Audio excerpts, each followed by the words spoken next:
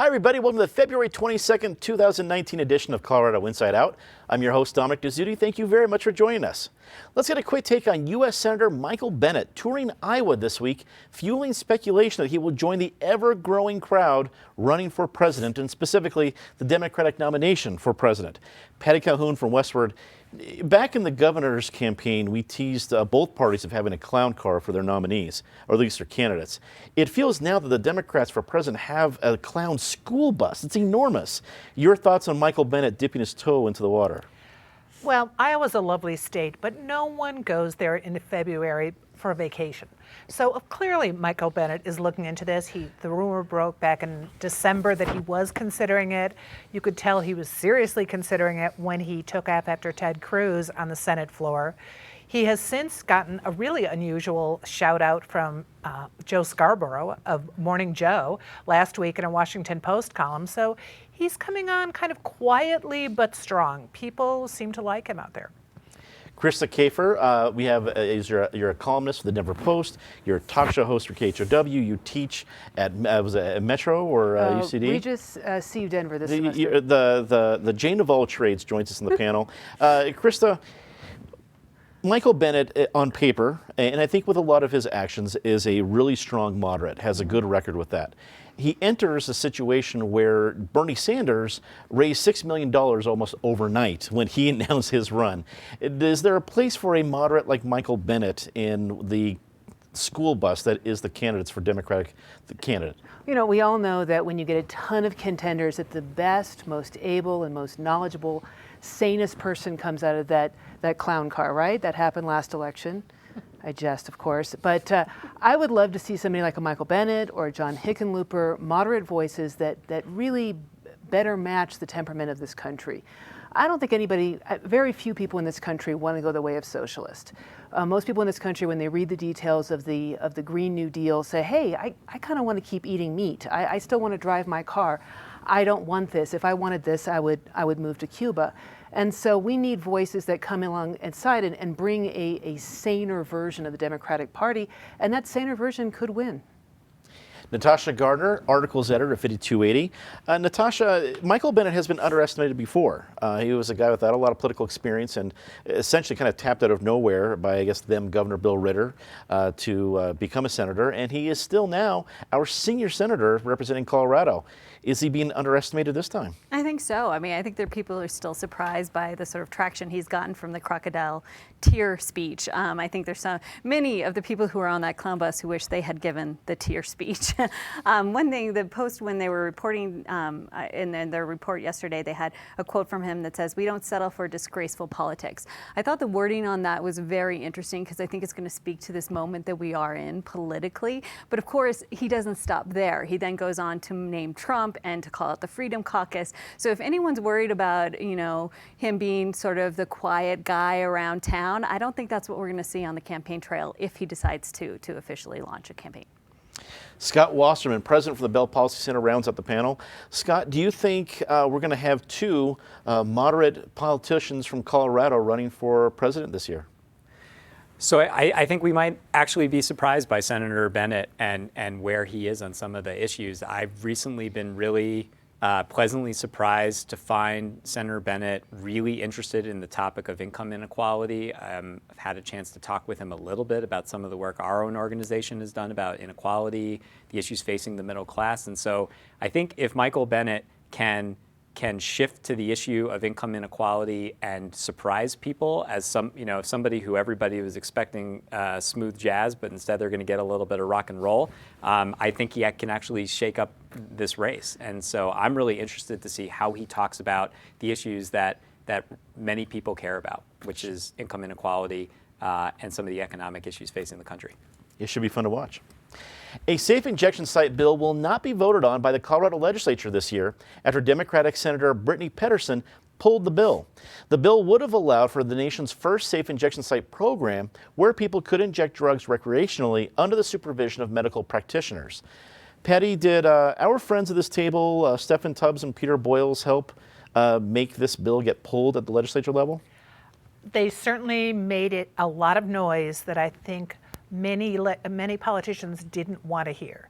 So the person who has to be the most relieved right now is Mayor Michael Hancock, because he had initially come out when the city council voted 12-1 in favor of the safe site, initially said he would support their decision.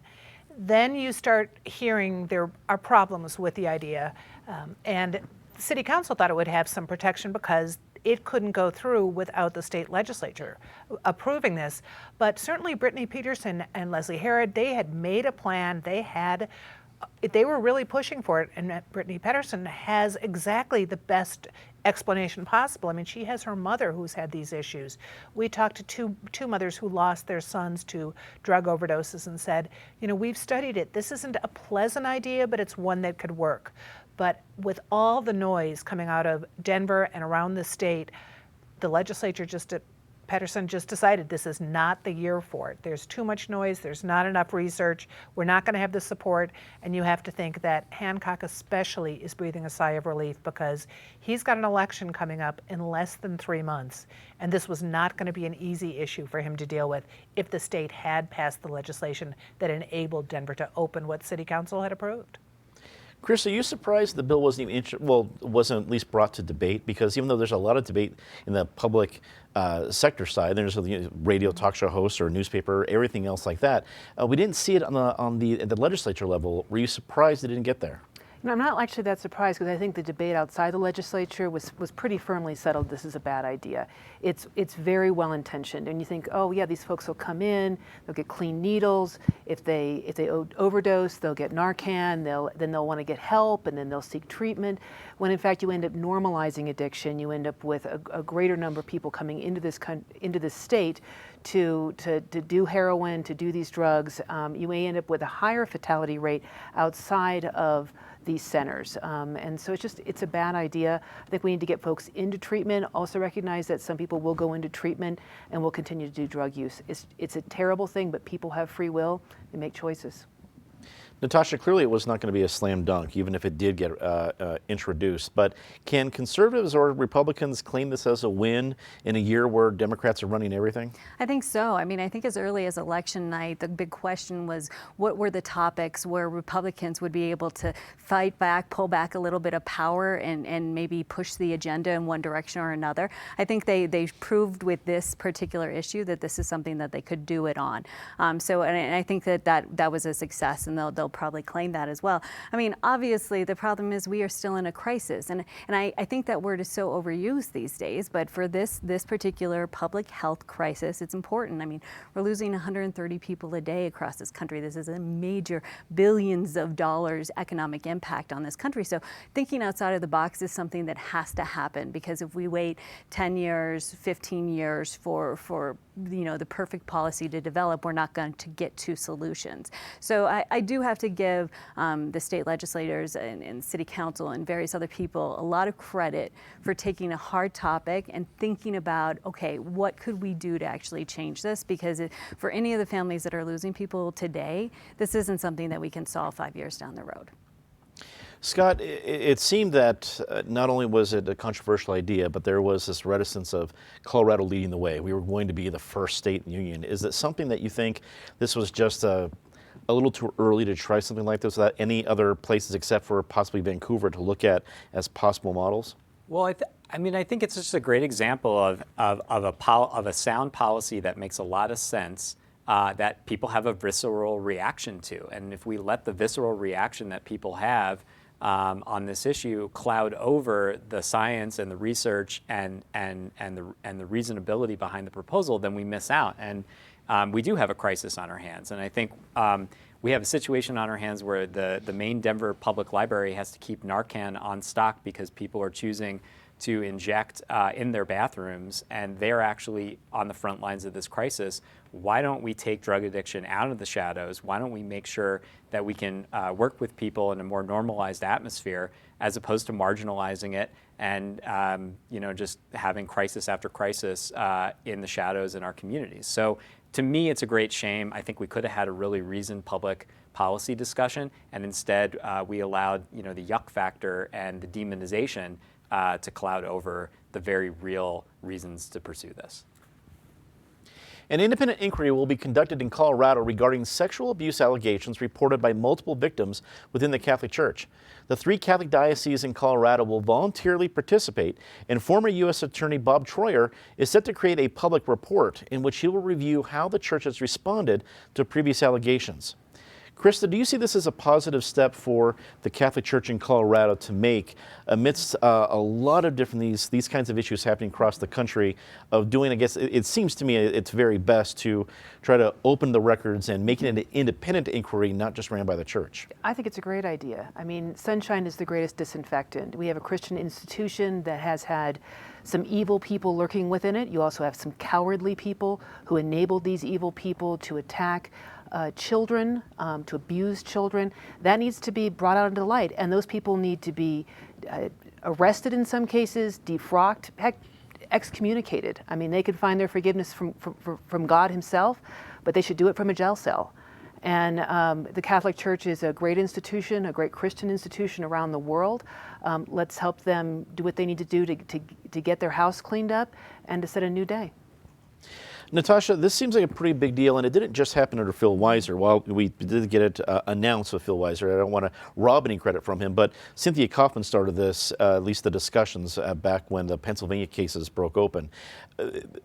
Help us gauge how big of a deal this is for us to see this as front page news in Colorado this week. It has to be front page news. I mean, there's the number of victims. Certainly, we don't know what that is. But if we're looking, Pennsylvania, it was 1,000 kids over 7 decades.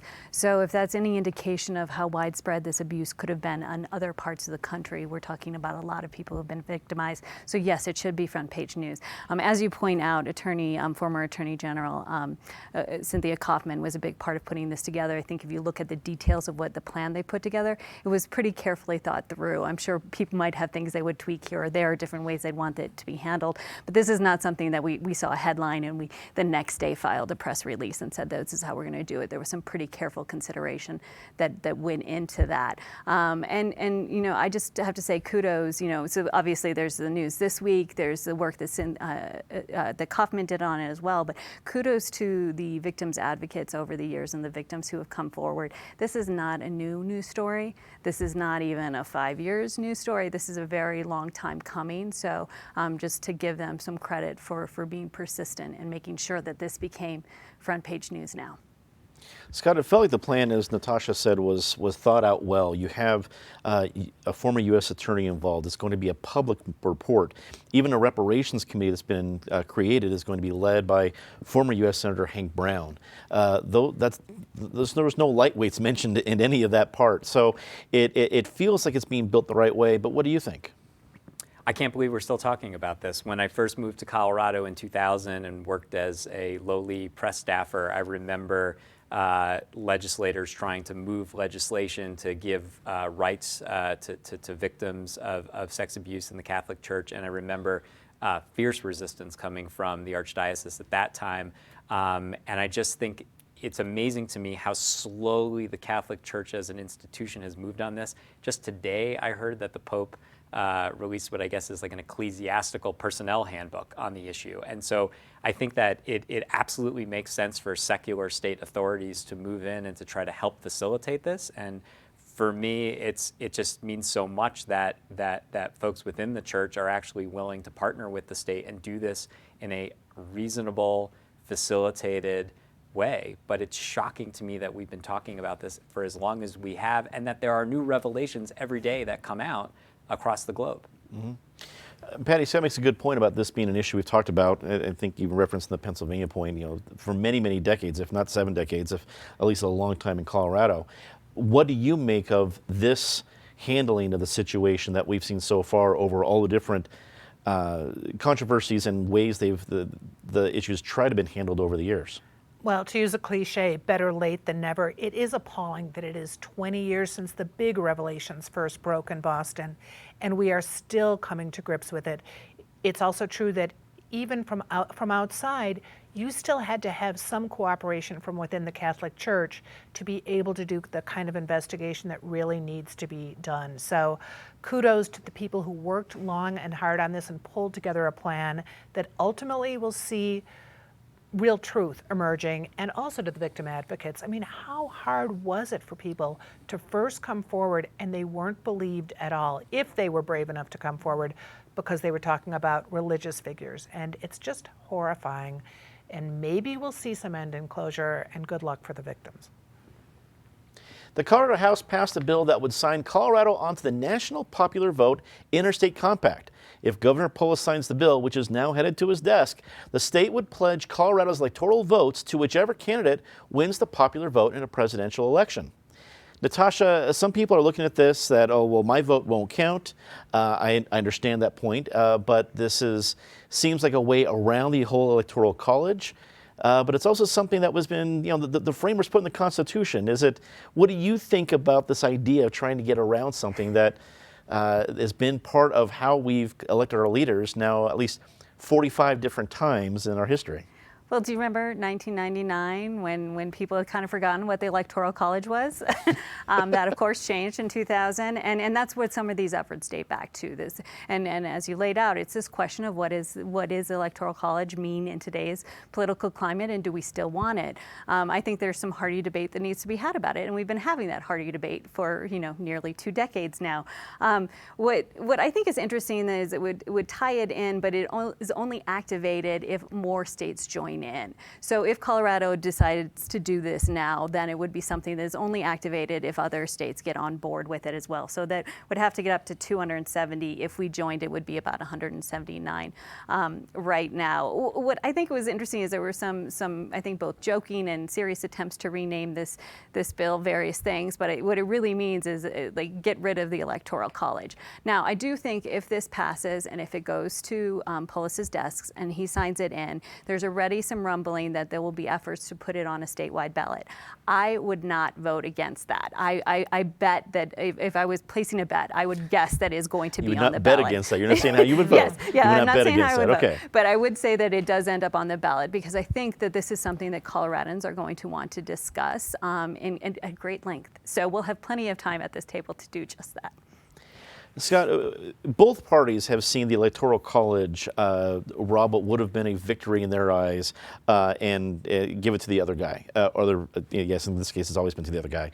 But is it time for states to be rebelling against the Electoral College, or does this seem just because if one party is against it right now, it could be a system that party might actually want a few years down the road? What do you think about this whole maneuver? Sure. So I think this is often talked about in the context of recent elections and electoral politics. And I was thinking about, so recently a gentleman by the name of Nick Hanauer, who is a pretty active policy advocate around income inequality issues out in Washington State, wrote a great piece about redefining centrism.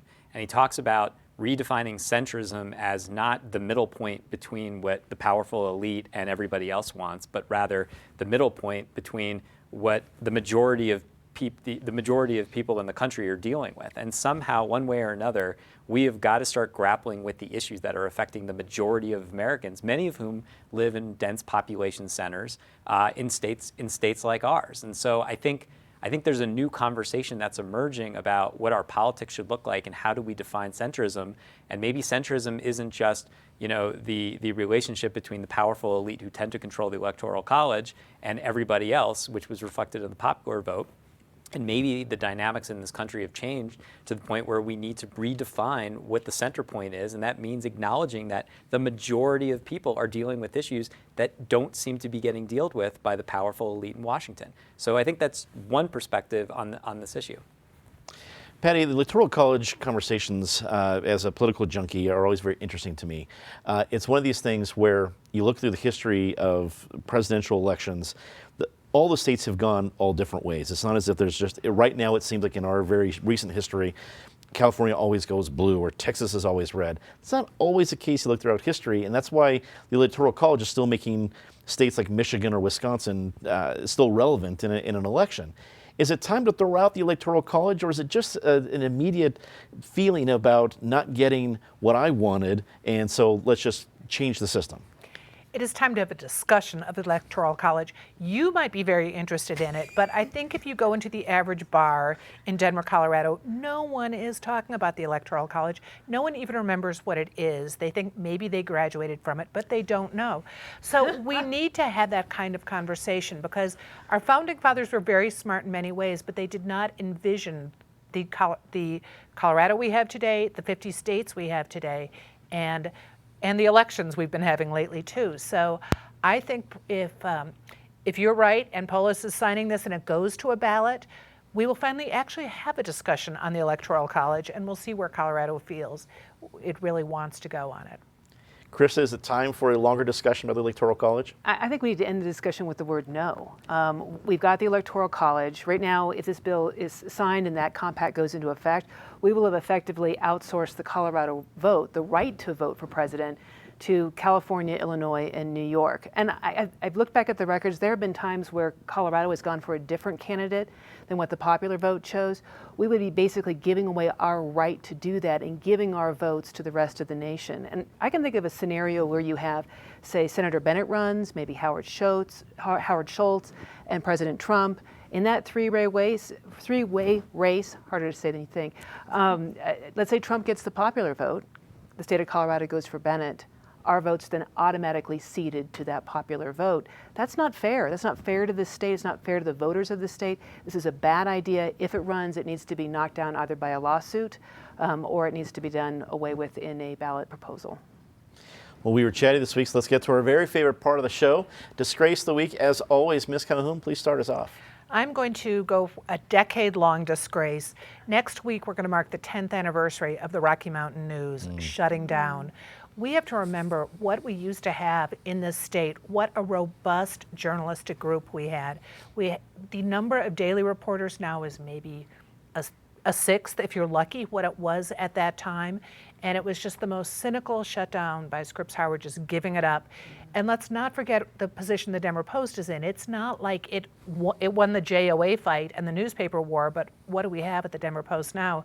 We have owners who care so little about journalism, and credit to everyone who's still at the Post for everything they're doing, and to Chuck Schumer, who sent a letter to Alden Global saying, what you are doing to journalism, and they're trying to take over Gannett, what you are doing is appalling. So good for everyone who is still putting up the good fight, but we have lost a lot over the last 10 years. It seems that if, at the very least, the loss of the Rocky can stop us something of Alden Capital getting Gannett, that would be a good thing. Krista.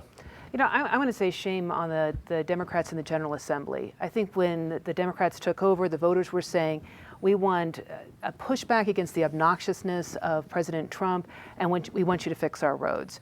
And instead, we've gotten all of these controversial social issues types bills where the legislature wants to impose itself on therapists, teachers, schools, parents. They want to take away our vote for president.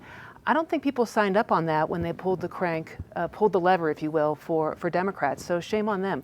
I would like for them to be the moderate centrists they pretended to be during the election. Natasha. I would say Roger Stone's Instagram account. Just stick to cat photos. Stick to cat photos. Sound Instagram advice, Natasha. Well done. Scott. So I would like to talk about the Republicans in the State General Assembly. I think the rhetoric has gotten so out of control on issues like the sex education bill, on the red flag bill. The red flag bill is a great example of the kind of law that you thought was in effect and then were shocked to realize that it wasn't. To allow people who family members or friends have concerns about their mental health to be able to get weapons out of their hands. And the kind of rhetoric, the kind of messaging that we're seeing is too extreme. And we're seeing messaging that didn't work in the general election now being thrown around in the middle of legislative session. And this is how we get to the extreme politics that I think all of us say we don't want to see in America. The lawmaker that was claiming we shouldn't pass this because the people in my legislative district don't have a different meaning of the word intent. I get the point there. You both make good points, but it's the whole definition of intent should be pretty universal. I think it was consent. Consent, Yes. thank you. It's not intent, consent. Yeah, You're right. and that thank was you. shocking. Consent. You're absolutely, thank you for the correction. It's time to say something nice, always a challenge around here. Patty. Easy one today. Denver Restaurant Week starts this today and runs for not a week, but 10 days. It started 15 years ago. How Denver's dining scene has grown is really impressive. And it's not just that there are more options and some of them way too expensive, but that local chefs have really come into their own. They are also the most generous people in this city with the amount of things restaurants do for charity. So go out, eat some things, and thank them. And Hear, hear. tip your server. Tip them well. Krista. Kudos to Attorney General Phil Weiser for going after President Trump's what I think of as an unconstitutional emergency declaration to use military funding to build the wall. I think there's a great case for building a better structure in certain parts of the border. He being President Trump needs to work with Congress, because that's how the Constitution works, to come up with funding for that. So kudos to the dozen states, including our own, and Phil Weiser for some pushback. Natasha. This is unusual, but I'm going to double up on that. Kudos for giving us civics lessons to everyone about what the Attorney General's office does in the last 2 weeks. His name has been and Phil Weiser's name has been in so many headlines. And I think anyone who watched that election knew that either of the two top contenders would probably have been pretty visible, but he has certainly made a statement in the last 2 weeks. Scott. I'm going to be a sappy dad this week, and I want to give a shout out to Hannah Wasserman, who comes by her math challenges very honestly and did extremely well on her math test this week, and I couldn't be prouder of her. You made a strong friend with your daughter and an enemy with all the other dads who can't congratulate their daughters on TV. So good luck with that one, Scott. That is all the time we have for this episode of Colorado Inside Out. Thanks for tuning in. I want to remind you that you can watch Colorado Inside Out in many different ways beyond the broadcast. We have a podcast. We're on YouTube, Twitter, and CPT12.org. Be sure to check us out. For everybody here at CPT12, I'm Dominic Dezzutti. Thank you so much for watching.